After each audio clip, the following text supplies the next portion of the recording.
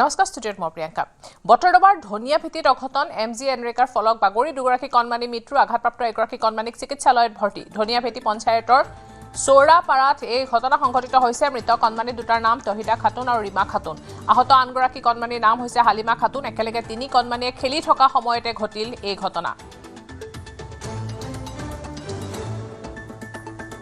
বটৰডবাৰ ধনিয়া ভেটিত অঘটন এমজি এনৰেকাৰ ফলক বাগৰি দুগৰাকী কণমানি মৃত্যু হৈছে আঘাতপ্ৰাপ্ত এগৰাকী কণমানিক চিকিৎসালয়ত ভৰ্তি কৰোৱা হৈছে ধনিয়া ভেটি পঞ্চায়তৰ চৌৰাপাৰাত সংঘটিত হৈছে ঘটনাটো মৃত কণমানি দুটিৰ নাম হৈছে তহিদা খাতুন আৰু ৰীমা খাতুন আহত আনগৰাকী কণমানিৰ নাম হৈছে হালিমা খাতুন একেলগে তিনি কণমানিয়ে খেলি থকাৰ সময়তে ঘটনাটো সংঘটিত হৈছে তিনিগৰাকী কণমানি আহত হৈছে ধনিয়া ভেটি পঞ্চায়তৰ চৌৰাপাৰাত সংঘটিত হৈছে এই ঘটনাটো চিকিৎসালয়ত ভৰ্তি কৰা হৈছে তিনিগৰাকী কণমানিকে বটৰডবাৰ ধনিয়া ভেটিত সংঘটিত হৈছে ঘটনাটো এমজি এনৰেকাৰ ফলক বাগৰি মৃত্যু হৈছে দুগৰাকী আৰু এগৰাকী হৈছে আঘাতপ্ৰাপ্ত ইতিমধ্যে আঘাতপ্ৰাপ্ত কণমানিগৰাকীক ভৰ্তি কৰোৱা হৈছে চিকিৎসালয়ত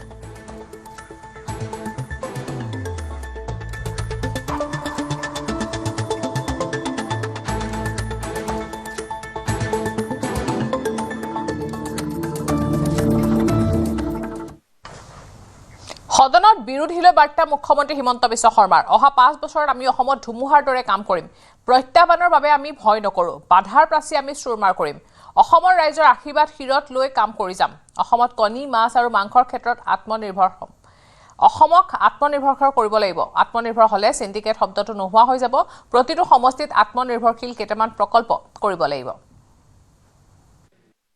বিধায়ক সকললৈ মোৰ 3টা 4টা পৰামৰ্শ আছে অধ্যক্ষ মহোদয় অসমক আমি কণী মাছ আৰু মাংসৰ ক্ষেত্ৰত আত্মনিৰ্ভৰ কৰি তুলিব পাৰোঁ সিন্ডিকেট শব্দটোৱে নোহোৱা হৈ যাব অধ্যক্ষ মহোদয়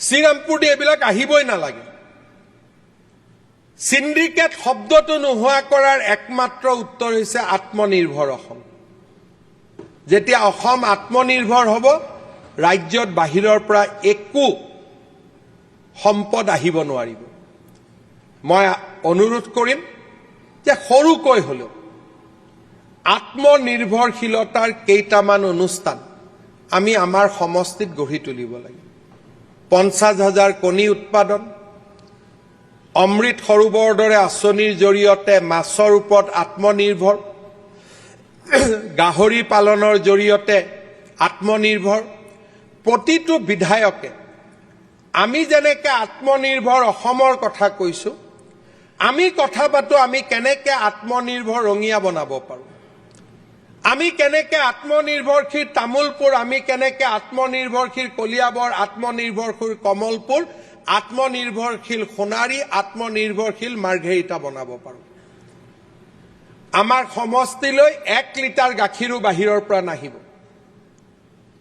দুগ্ধ সমবায় সমিতি কৰিম অখিল গগৈ ডাঙৰীয়াই কৈছে আমি 6 নম্বৰত হয় অধ্যক্ষ মহোদয় একেলগে এটা প্ৰতিযোগিতা কৰো যে আমুলক আমি পৰাজিত কৰিম আৰু আমি 1 নম্বৰত যাম দুগ্ধ উৎপাদনৰ ক্ষেত্ৰত আজি আমুলে যদি ডেইলি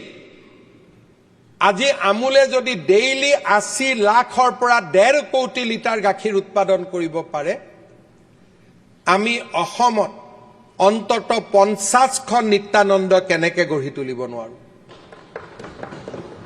ডেফিনেটলি আমি পাৰিম অধ্যক্ষ মহোদয় মই আশা কৰিম যে আত্মনিৰ্ভৰ ভাৰত আত্মনিৰ্ভৰ অসম আৰু মোৰ আত্মনিৰ্ভৰ সমষ্টি মোৰ সমষ্টিত কাখৰ সমষ্টিৰ পৰা গাখীৰ নাহিব মোৰ সমষ্টিত কাখৰ সমষ্টিৰ পৰা কণী নাহিব মোৰ সমষ্টিত কাখৰ সমষ্টিৰ পৰা মাছ নাহিব মোৰ সমষ্টিত কাখৰ সমষ্টিৰ পৰা আলু নাহিব সবজি নাহিব একো নাহিব সব মোৰ সমষ্টিত নিৰ্মাণ হ'ব মই আমাৰ যুৱ বিধায়কসকল আন সকলোকে আত্মনিৰ্ভৰ সমষ্টিত এই প্ৰতিযোগিতালৈ আহ্বান জনাম চৰকাৰৰ পৰা যি সহায় লাগে আমি নিশ্চিতভাৱে সহায় কৰিম অসমখনৰ উন্নয়ন হলে অসমখনক ভাল পাব লাগিব উদ্যোগীকৰণ নহলে কেনেকৈ অসমখন উন্নয়ন হ'ব বুলি সদনত আক্ষেপ প্ৰকাশ কৰে মুখ্যমন্ত্ৰী হিমন্ত বিশ্ব শৰ্মাই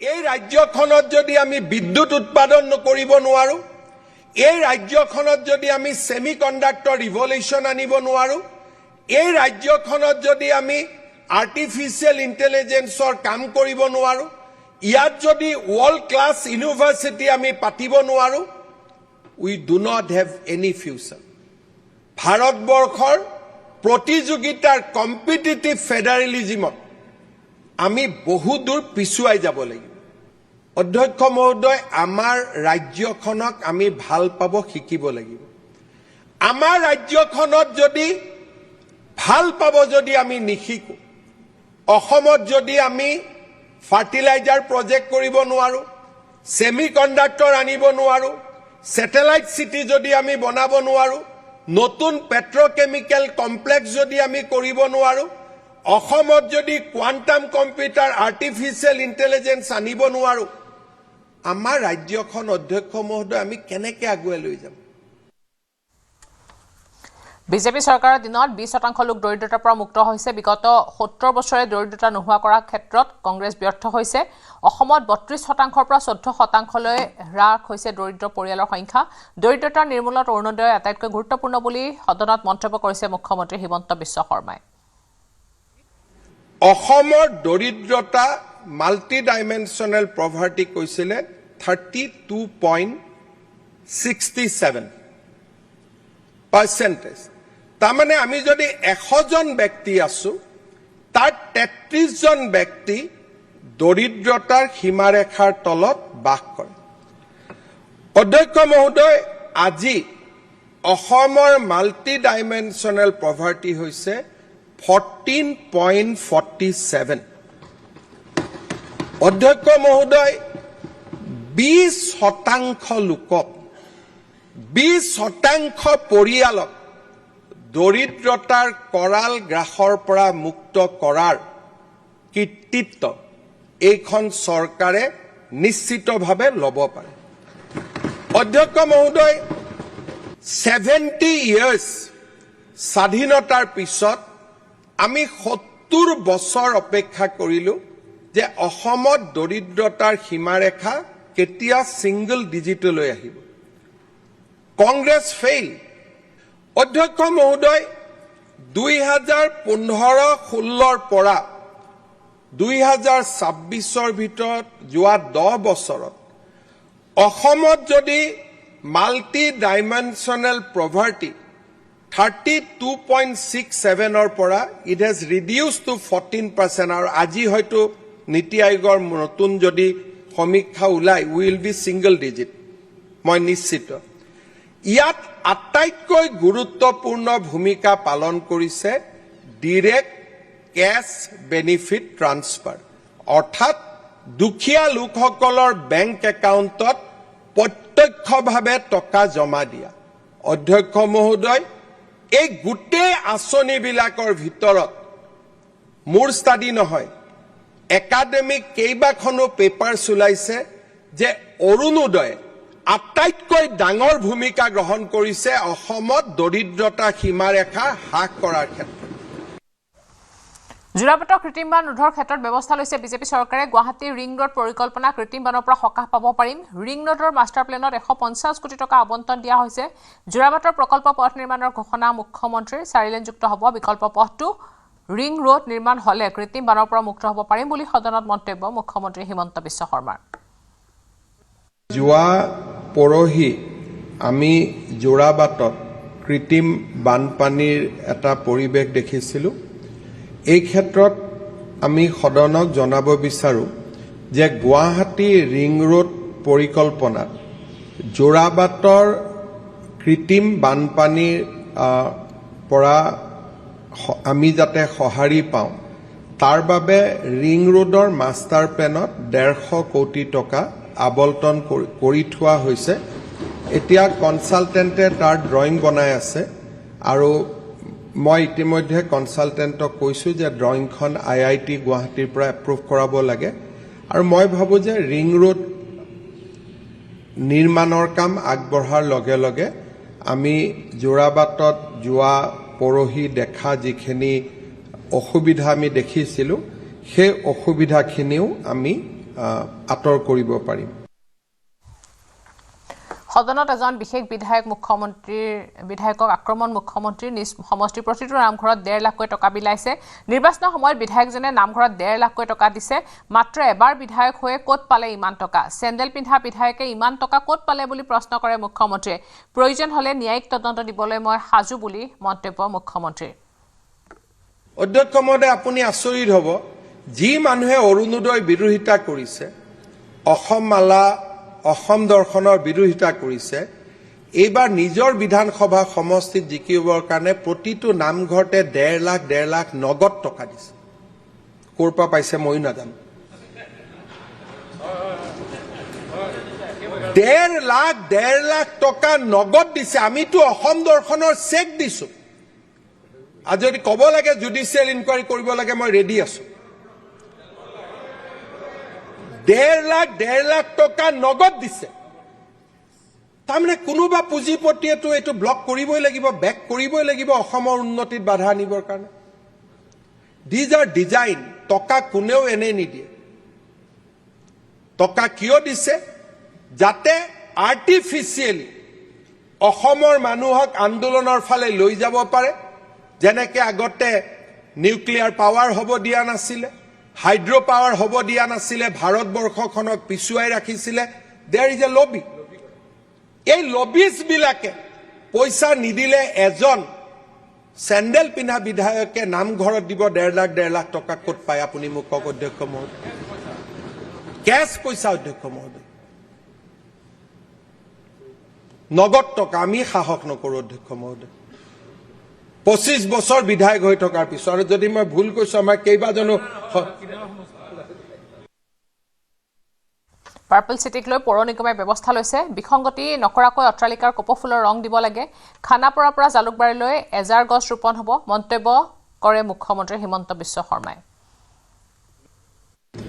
কপৌফুলৰ ৰং ব্যৱহাৰ কৰাৰ ক্ষেত্ৰত যিটো পৰামৰ্শ দিছে, পৌৰ নিগমে ইতিমধ্যে এই ক্ষেত্ৰত ব্যৱস্থা লৈছে। ময়ো লোক নিৰ্মাণ বিভাগক ক'ম যে য'ত য'ত নান্দনিক সৌন্দৰ্যৰ লগত বিসংগতি নাথাকে তেনেকুৱা বিল্ডিংবিলাক যিমান পাৰে কপৌফুলৰ আৰ্হিত বা কপৌফুলৰ ৰঙেৰে কৰিবৰ বাবে আমাৰ বন বিভাগে এটা প্ৰচেষ্টা লৈছে যে আমাৰ গুৱাহাটীৰ গোটেই ৰিং ৰোডটো আমি 1000 গছ প্লান্টেশ্যন কৰিম। আৰু বিশেষকৈ খুব কম দিনৰ ভিতৰতে আমি খানাপাৰাৰ পৰা কমপ্লিট জালুকবাৰীলৈকে এই ষ্ট্ৰেচটোত অকল 1000 গছ আমি প্লান্টেশ্যন কৰাৰ এটা সিদ্ধান্ত লৈছোঁ, যিটোৱে আমাৰ নেশ্যনেল হাইৱে বা আমি যিটো ৰিং ৰোড বুলি কওঁ তাৰ নান্দনিক সৌন্দৰ্য বৃদ্ধি কৰিব। জোৱায়েকৰ নেতৃত্বত হৈছিল সৰুমতীয়াৰ গোলাপী বৰ্মনৰ ডকাইতি। জোৱায়েক দীপেন কাকতিয়ে কৰিছিল ডকাইতিৰ সমগ্ৰ পৰিকল্পনা। দীপেন কাকতিক গ্ৰেপ্তাৰ কৰিছে দিছপুৰ আৰক্ষীয়ে। ডকাইতি কাণ্ডত জড়িত আছিল 4জন লোক। পূৰ্বে গোলাপী বৰ্মনৰ ঘৰত হোৱা ডকাইতি কাণ্ডত জড়িত আছিল এই 4জন লোক। 29 জুনৰ দিনা 2জন কাঠ মিস্ত্ৰী আহিছিল গোলাপী বৰ্মনৰ ঘৰলৈ। জোৱায়েক দীপেন ঘৰৰ পৰা ওলাই যোৱাৰ পিছতেই সংঘটিত হৈছিল ডকাইতি কাণ্ডটো। গোলাপী বৰ্মনৰ হাত ভৰি বান্ধি সোণৰ অলংকাৰ আৰু 80,000 টকা লুট। দীপেন বৰ্মন পাছত উভতি অহাত তেওঁকো ডকাইতে বান্ধি থোৱা বুলি দিছিল অভিযোগ। ইতিমধ্যে আৰক্ষীয়ে গ্ৰেপ্তাৰ কৰিছে আসিফ ইফতিকাৰ হুছেইন, ৰতন বৰ্মন নামৰ 2 মিস্ত্ৰীক। লগতে প্ৰাণজিৎ ভূঞা নামৰ আন এজনকো গ্ৰেপ্তাৰ কৰিছে। ধৃত 3 অভিযুক্তৰ জেৰাত জোৱায়েকে জড়িত থকাৰ তথ্য লাভ কৰিছে আৰক্ষীয়ে। তো বেছড অন ডেট আমি আইডেণ্টিফাই কৰিলোঁ যে সেই 2জন মানুহ হ'ল, এজন হ'ল শ্ৰী আসিফ ইফতিকাৰ হুছেইন, তেখেতৰ ঘৰ শিৱনগৰ লিচু বাগানত, আৰু এজন আছিলে ৰতন বৰ্মন, তেখেতৰ ঘৰ নাম্বাৰ 3 লোকপাৰা পিএছ বৰবাৰী বাক্সা। তো তেখেতসকলক আমি চাই আছিলোঁ, পোৱা নাছিলোঁ। কালি আমি পালোঁ, কালি পাই আমি এপ্ৰিহেণ্ড কৰিলোঁ ৰাতি। তো তেখেতসকলৰ ইণ্টাৰগেশ্যনত ক'লে যে তেখেতসকলক আৰু এজনে এছিষ্ট কৰিছিলে। তেখেতৰ নাম হ'ল প্ৰাণজিৎ ভূঞা, তেওঁৰ ঘৰ জোৱাৰডি কৈঠালকুছি পিএছ বেলছৰ নলবাৰী। তো 3জনকে আমি ইয়াতে আনিলোঁ। আনি যেতিয়া ইণ্টাৰগেশ্যন কৰিলোঁ তেতিয়া তেখেতসকলে কনফেছ কৰিলে যে তেখেতসকলে কৰাটো হয় আৰু তেখেতসকলে এই গোটেই প্লেনটো কৰিছিলে গোলাবী বৰ্মনৰ জোৱাই দীপেন কাকতীয়া তো তেখেতে গোটেই মাষ্টাৰ মাইণ্ডটো হ'ল তেখেতে গোটেইটো প্লেন কৰিলে কাঠমিস্ত্ৰীক মাতি গোটেইখিনি কৰাৰ পিছত তেখেতে আল্টিমেটলি আমি গম পালোঁ যে তেখেতে গোটেইখিনি কৰালে আৰু কনফেছ কৰিছে তেখেতে ইন দ্য মিন টাইম আমি ইহঁতৰ পৰা যিটো মোবাইল লৈ গৈছিলে গোলাবী বৰ্মনৰ যিটো মোবাইল ফোন লৈ গৈছিলে সেই মোবাইল ফোনটো আমি ৰিকভাৰ কৰিলোঁ ইহঁতৰ হাতৰ পৰা প্লাছ এখন ছুইফ্ট ডিজায়াৰ গাড়ী ইউজ কৰিছিলে ৰেজিষ্ট্ৰেশ্যন নাম্বাৰ হ'ল AS01DR8727 সেই গাড়ীখন actually at the time of যেতিয়া সিহঁত আহিছিলে এই গাড়ীখন ইউজ কৰিছিলে সেই গাড়ীখনো আমি পালোঁ আমি চিজ কৰিলোঁ প্লাছ মোবাইল ফোনটো আমি চিজ কৰিছোঁ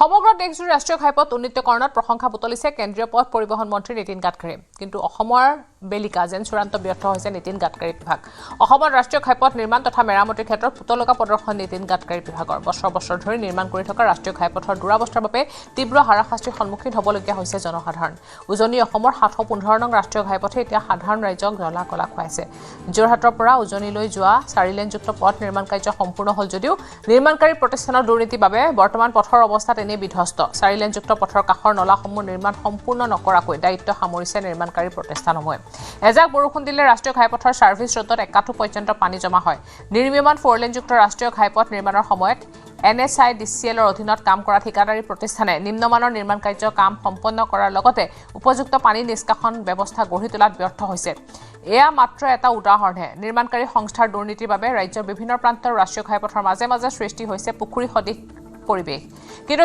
বাৰে বাৰে অভিযোগ উত্থাপিত হোৱাৰ পিছতো যেন গা নলৰে ৰাষ্ট্ৰীয় ঘাইপথ নিৰ্মাণকাৰী সংস্থাৰ ধুবুৰী আলুকঝাৰীৰ ৰাষ্ট্ৰীয় ঘাইপথতো নিৰ্মাণকাৰী সংস্থাই সঠিকভাৱে কাম নকৰাৰ অভিযোগ ৰাষ্ট্ৰীয় ঘাইপথ নিৰ্মাণত ৰড ৰিং ব্যৱহাৰ নকৰি 4 লেনযুক্ত পথৰ ডিভাইডাৰৰ মাটিৰ লগত চিমেণ্ট মিহলাই দলঙৰ নিৰ্মাণ কৰাৰ কথা স্বীকাৰ কৰিছে ৰাষ্ট্ৰীয় ঘাইপথৰ দলং ব্যাপক নিৰ্মিতিৰ কথা স্বীকাৰ কৰিছে ৰাজমিস্ত্ৰীয়ে কিন্তু ৰাষ্ট্ৰীয় ঘাইপথৰ নিৰ্মাণ কাৰ্য সম্পূৰ্ণ নোহোৱাকৈ টোল টেক্স সংগ্ৰহ কৰি আহিছে NHIDCL মই ৰাষ্ট্ৰীয় ঘাইপথত এই মুহূৰ্তত উপস্থিত আছোঁ 27 নম্বৰ ৰাষ্ট্ৰীয় ঘাইপথত আৰু তাৰ কিছু দৃশ্যাংশ এই মুহূৰ্তত পোনে পোনে দেখুৱাবলৈ লৈছোঁ যোৰাবাটৰ পৰা আৰু যোৰাবাটত সৃষ্টি হোৱা এইসমূহ প্ৰকাণ্ড গাঁত আচলতে পথৰ মাজত এইসমূহ গাঁথৰ বাবে আচলতে কিদৰে ভয়ংকৰ অঘটন সংঘটিত হ'ব পাৰে সেয়া আচলতে নিশ্চয় নকলেও বুজি পায় বা সমান্তৰালভাৱে ক'ব পাৰি যে যিসকল ভুক্তভোগী আচলতে তেওঁলোকেহে আচলতে গম পায় এইসমূহ গাঁত সমগ্ৰ শদিয়াৰ পৰা ধুবুৰীলৈকে যদি চোৱা হয় সেই একেই আচলতে দুৰ্গম বাটপথ একেই ৰাষ্ট্ৰীয় ঘাইপথসমূহৰ দুৰৱস্থা আৰু এই দুৰৱস্থা থকাৰ পিছতো যেন বিভাগীয় কৰ্তৃপক্ষসমূহে আচলতে সময় যি ধৰণে পদক্ষেপ গ্ৰহণ কৰিব লাগে বা মেৰামতি কৰিব লাগে তাৰ যেন নকৰে আৰু এই ছবিখনৰ পিছত এতিয়া কি ব্যৱস্থা গ্ৰহণ কৰিব সেয়া লক্ষণীয় হৈ পৰিছে গতিকে সামগ্ৰিকভাৱে যদি চোৱা হয় উত্তৰ পূবৰ দুৱাৰমুখ গুৱাহাটী আৰু গুৱাহাটীক লৈ সকলোৰে আচলতে আশা প্ৰত্যাশা যথেষ্টখিনি আছে আৰু যিসমূহ বাহন আচলতে দূৰ দূৰণিৰ পৰা আহে এই পথেৰে অতিক্ৰম কৰা হয় কিন্তু তাৰ পিছতো যেন এই পথসমূহৰ মেৰামতি নাথাকে বা তেখেতসকলে বিভাগীয়ভাৱে আচলতে অনীহা প্ৰকাশ কৰে যিসমূহ ঠিকাদাৰ প্ৰতিষ্ঠানসমূহৰ দায়িত্ব থাকে যিসমূহে আচলতে এই কামসমূহ লয় বা লিজত লৈ তেখেতসকলে এই কামসমূহ চলায় সেই কামসমূহৰ যেন চৰম হেমাহি আছে এই কথাখিনি প্ৰতীয়মান হৈ আহিছে কিন্তু তাৰ পিছতো বিভাগীয়ভাৱে তেখেতসকলে ব্যৱস্থা গ্ৰহণ নকৰে প্ৰশ্ন উত্থাপন কৰা হৈছে দেশৰ পথ আৰু পৰিবহণ মন্ত্ৰী নীতিন গাডকাৰীয়ে সমগ্ৰ দেশৰ পথ পৰিবহণ ব্যৱস্থাত এক নতুন দিগন্তৰ সূচনা কৰিবলৈ সক্ষম হৈছে কিন্তু দুৰ্ভাগ্যজনকভাৱে অসম তথা উত্তৰ পূৰ্বাঞ্চলৰ যিসমূহ ৰাষ্ট্ৰীয় ঘাইপথ আছে সেইসমূহৰ কিন্তু সেই ধৰণে ব্যৱস্থা গ্ৰহণ কৰিব পৰা নাই বা চৰম এক দুৰ্দশাই আৰু হতাশাই এই মূৰত ভৰি পৰিছে আৰু যাৰ কাৰণে যদি চোৱা হয় সমগ্ৰ দেশৰ ভিতৰতে অসমতে দেখিবলৈ পোৱা গৈছে পথ দুৰ্ঘটনাৰ সংখ্যা যথেষ্টখিনি উদ্বেগজনকভাৱে বাঢ়িছে সমান্তৰালভাৱে এইসমূহ নিৰাময় কৰাৰ ক্ষেত্ৰত তেখেতসকলে ব্যৱস্থা গ্ৰহণ কৰা নাই আৰু একেদৰে দেখিবলৈ পোৱা গৈছে পথৰ দুই কাষে থাকিবলগীয়া যিসমূহ ব্যৱস্থা সেইসমূহৰো সামান্যতম ইয়াত ব্যৱস্থা গ্ৰহণ কৰা নাই আৰু যাৰ কাৰণে সঘনে সংঘটিত হৈ আহিছে এই ধৰণৰ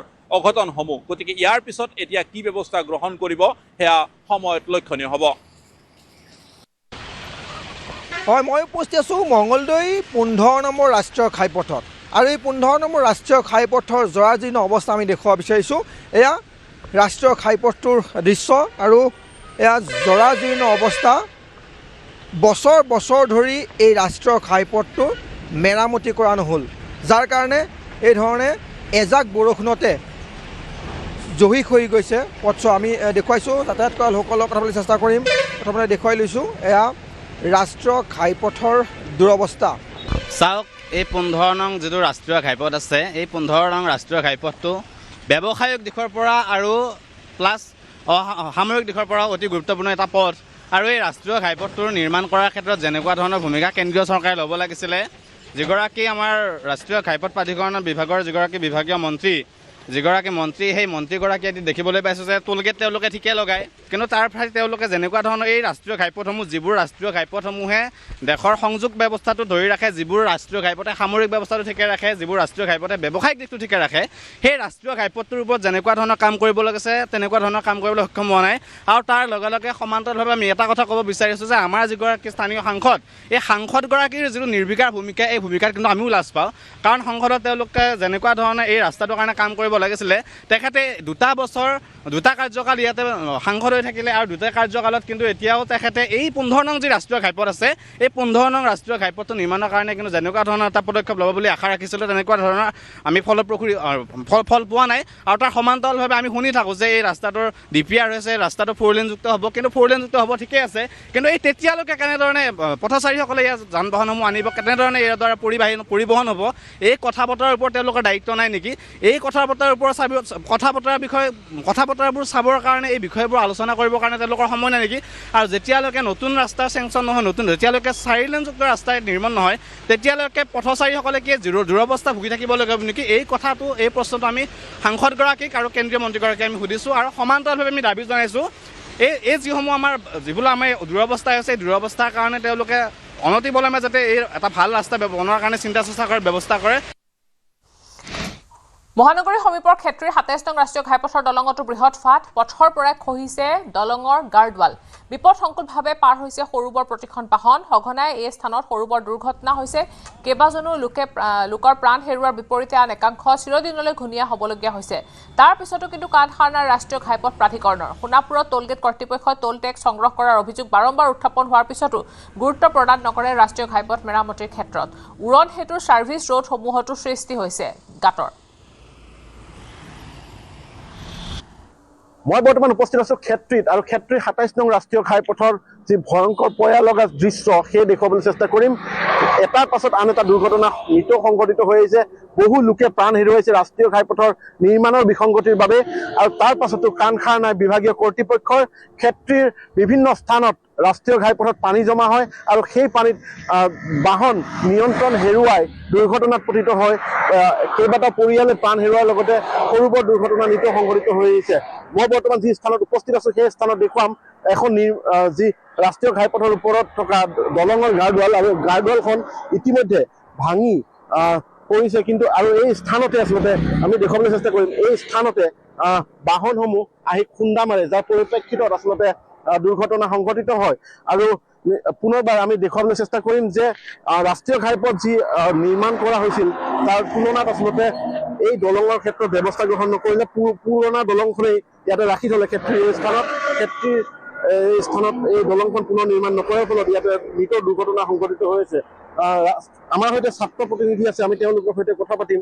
ছাত্ৰ সন্থাৰ বিষয়ববীয়া, কি ক'ব ৰাষ্ট্ৰীয় ঘাইপথৰ এই যি দলং নিৰ্মাণত বিসংগতি আছিলে, ৰাষ্ট্ৰীয় ঘাইপথ নিৰ্মাণত বিসংগতি আছিলে, তাৰ দলংখন ভাঙি গৈছে, গাৰ্ডৱালখন ভাঙি গৈছে, কিন্তু এই ক্ষেত্ৰত ব্যৱস্থা গ্ৰহণ কৰা নাই, যাৰ ফলত সদায় দুৰ্ঘটনা সংঘটিত হয়।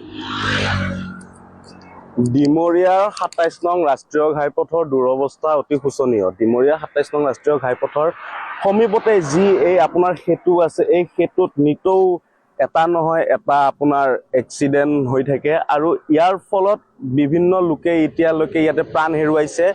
ডিমৰীয়া মহাবিদ্যালয় আৰু আপোনাৰ BEd কলেজ, MEd কলেজ আৰু কমাৰ্চ কলেজক সংযোগ কৰা এই ৰাস্তাটোৰ কিনাৰতে এই আপোনাৰ এক্সিডেণ্ট হৈ গাড়ীবিলাকে খুন্দা মাৰি এইখিনি গাঁত কৰি পেলাইছে। কিন্তু ৰাষ্ট্ৰীয় ঘাইপথ প্ৰাধিকৰণে ইয়াত কোনো ধৰণৰ ব্যৱস্থা গ্ৰহণ কৰা নাই। তেওঁলোকে অকল সাধাৰণ ৰাইজক মাধমাৰ দি অকল টোল টেক্স সংগ্ৰহ কৰাত তেওঁলোক ব্যস্ত।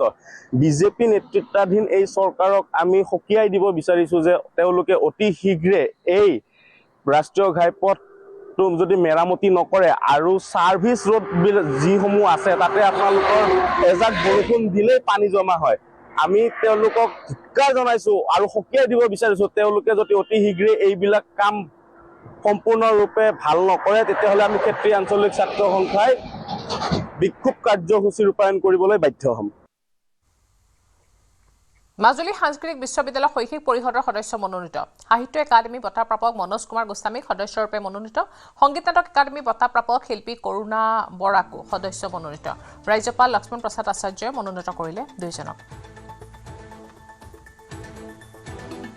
মাজুলী সাংস্কৃতিক বিশ্ববিদ্যালয় শৈক্ষিক পৰিষদৰ সদস্য মনোনীত, সাহিত্য একাডেমী বঁটা প্ৰাপক মনোজ কুমাৰ গোস্বামীক সদস্যৰূপে মনোনীত কৰা হৈছে, সংগীত নাটক একাডেমী বঁটা প্ৰাপক শিল্পী কৰুণা বৰাকো সদস্য মনোনীত কৰা হৈছে, ৰাজ্যপাল লক্ষ্মণ প্ৰসাদ আচাৰ্যই মনোনীত কৰিছে দুয়োজনক। তুংগত চলিছে দেশৰ ভিতৰতে সৰ্ববৃহৎ নিৰ্মীয়মান ধুবুৰী ফুলবাৰী দলঙৰ নিৰ্মাণ কাৰ্য। অসম আৰু মেঘালয়ৰ মাজত সংযোগ হোৱাকৈ মহাবাহু ব্ৰহ্মপুত্ৰৰ ওপৰত নিৰ্মাণ কৰি থকা হৈছে ধুবুৰী ফুলবাৰী দলং। 2028 বৰ্ষত সম্পূৰ্ণ হ'ব দেশৰ ভিতৰতে সৰ্ববৃহৎ দলংখন। নিৰ্মীয়মান দলংখনৰ দৈৰ্ঘ্য হ'ব প্ৰায় 19 কিলোমিটাৰ। বৰলুইতৰ ওপৰেৰে নামনি অসমৰ ধুবুৰী আৰু চুবুৰীয়া মেঘালয়ৰ পশ্চিম গাৰো পাহাৰ জিলাৰ ফুলবাৰী সংযোগী নিৰ্মীয়মান এই দলংখন। দলংখনৰ নিৰ্মাণ ব্যয় হিচাপে ধাৰ্য কৰা হৈছে বৃহৎ কোটি টকা। বৰ্তমানলৈকে দলংখনৰ প্ৰায় 75% কাম সম্পন্ন হৈছে। এই দলংখনে বৃহত্তৰ অঞ্চলটোৰ আৰ্থ-সামাজিক দিশলৈ এক সুদূৰ প্ৰসাৰী প্ৰভাৱ পেলোৱাৰো সমান্তৰালকে পৰ্যটনৰ ক্ষেত্ৰতো নতুন দিগন্তৰ সূচনা কৰাটো প্ৰায় নিশ্চিত। बहुत प्राउड फील होता है जबकि हम इतने बड़े प्रोजेक्ट का पार्ट होते हैं और इसको हमारा इसमें इन्वॉल्वमेंट है और ये चल रहा है हमारे देश के लिए भी। और ट्रांसपोर्टेशन में बहुत फैसिलिटीज़ हो जाएंगी, जो कि ये 4 आवर्स का जो अपना वे है ये ओनली 20 मिनट में तय कर लेंगे। और बहुत सारे जो इंसिडेंट होते हैं बाई बोट जो ट्रेवल होता है, अभी जो है ये हम लोग ब्रिज के थ्रू करेंगे तो वो इंसिडेंट एकदम मिनिमाइज हो जाएगा, होगा ही नहीं। और सेकेंड थिंग ट्रांसपोर्टेशन अपना फिर से कह सकते हैं अपना ये डिफेंस पर्पज़ के लिए भी बहुत ज़्यादा बेटर रहेगा। इससे जो है 2 स्टेट जो हम लोग जोड़ रहे हैं मेघालय एंड असम, दोनों यहाँ के लोगों को बहुत फ़ायदा होगा इससे।